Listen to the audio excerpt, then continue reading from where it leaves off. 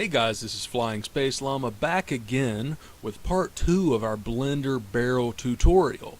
Now this part is just going to cover the simple export function, importing into the UDK, getting something dynamic that we can kind of kick around, we can shoot, and it responds accordingly.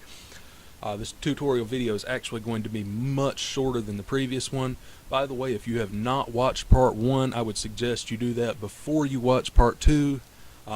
This is just picking up at the end of part 1. So we're going to go ahead and dive right in. We have got our Blender pulled up with our tutorial barrel already loaded. Got the UV map over here. What we're going to do in order to prepare for import into the UDK, we're going to go to Image, Save as Image, make sure we've got our tutorial barrel text.png. Now this has already been written, we already saved this in the previous video, but we're going to resave it just to be sure.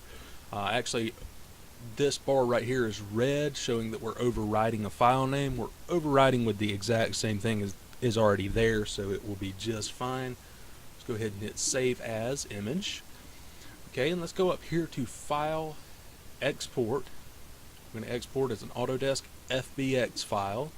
It's the type of file that the UDK likes. Okay, and we've got our export presets here. Pretty much everything everything uses the defaults. We don't want to export selected objects. That's actually the only object in the scene, so we'll be fine there. Scale is 1. Leave the forward and the up completely the way that they are. By default, it imports perfectly into the UDK.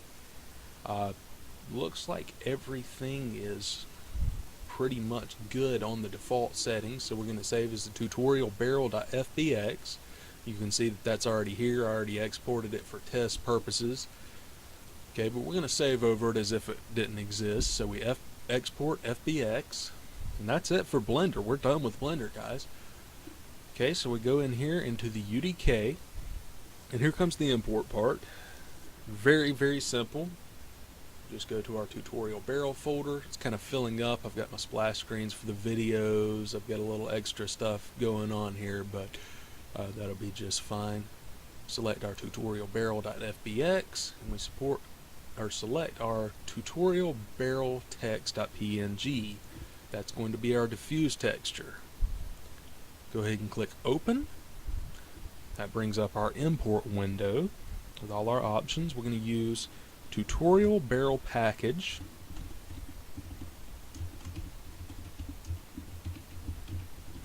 As our package name, so we're not saving into anybody else's package, anything that I've got here, already saved, etc. Just go ahead and create a discrete package name for that. You can leave the name at the default, leave all of the settings at default. You can notice it imports a static mesh. Go ahead and click OK on that one. So our mesh is imported, and then we're going to go to our tutorial barrel text, our diffuse texture. For a diffuse texture, you leave pretty much everything at default. You want compression settings to be at TC_default. You also want create material to be selected on the diffuse texture, because the diffuse is the one that you create the material from. It just saves a little bit of time to go ahead and click that checkbox rather than doing it manually. Click OK in that. We've got everything imported already. Now let's do a little setup to get it into game.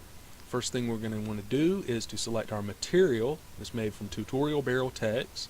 Then it's got an underscore MAT for material. You can see it already imported our texture into the diffuse portion. In order to click and drag items in the material editor, you actually have to hold Control while clicking and dragging. We just drag it over here.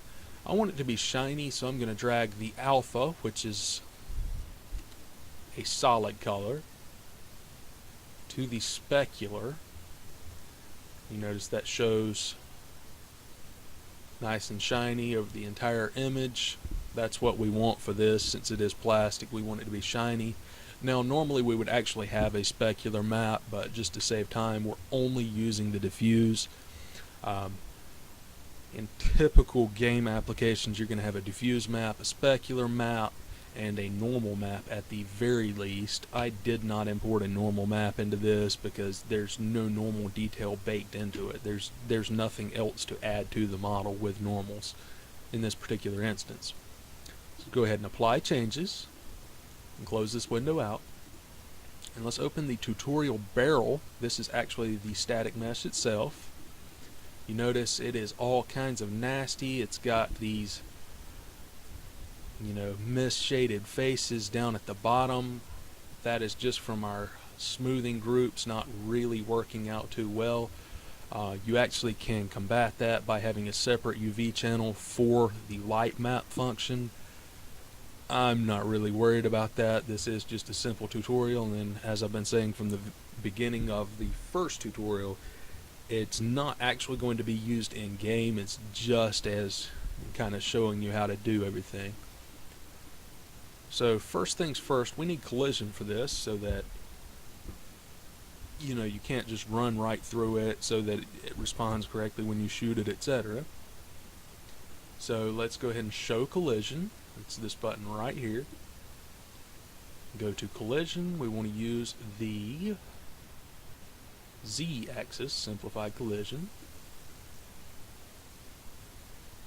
And you notice with the show collision button enabled, it shows our bounds for collision. Looks good, kind of just a basic cylinder, but that's kind of what we need here. It's all the detail we need on that collision mesh, and normally we would actually create the collision mesh in Blender and import it into the UDK. I'll show you how to do that in a later tutorial, but for the time being this will be just fine. Alright, and that's it for the actual mesh, but you see it doesn't have our material applied. It just has the default UDK purple and white checkerboard texture to show that no material has been applied. What we're going to want to do is go back into our content browser, select the tutorial barrel text material, and come over here back into our mesh editor, find the material, and click use selected object in content browser. That places this into this field and applies our material to the static mesh.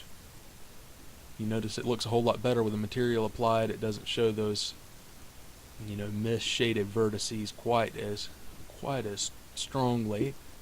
I'm not really all that worried about this anyway. We're not doing this to be pretty, we're doing this to be functional. Okay, that's everything. If we want a static mesh, you actually just can close that window. It saves all your options when you close it. Drag it into game, and we tap the F8 key to play the editor.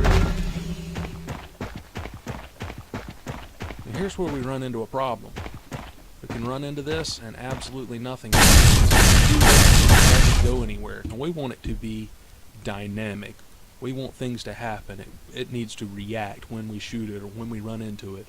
So what we do is go back into our static mesh editor, just double click that static mesh. We want to find the checkbox for can become dynamic. Go ahead and check that. So it can become dynamic. Now the only major option we want to do here under body setup, go ahead and expand that. Look for mass scale.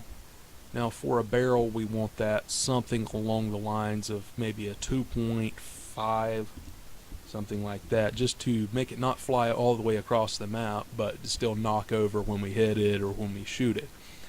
Okay, so that should be it for our setup.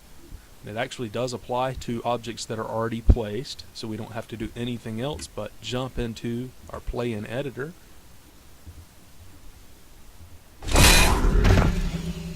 Okay. You can see it's in the same position, it looks the same, but what happens when we shoot it? Well, it knocks over. It bounces when we run into it.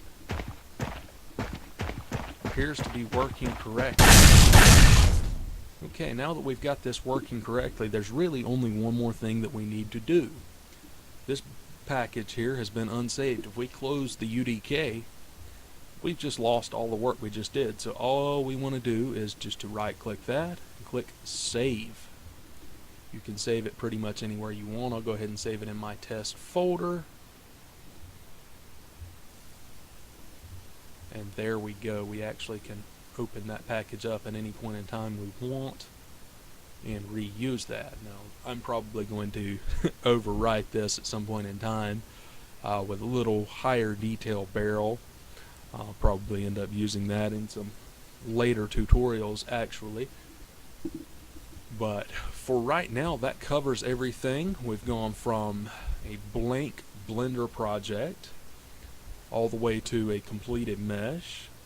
We UV unwrapped, we texture mapped the mesh, and we imported into the UDK.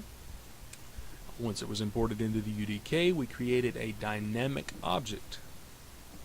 That is pretty much everything that I wanted to cover in this tutorial. I hope you have enjoyed watching it, and I hope you have a fantastic day.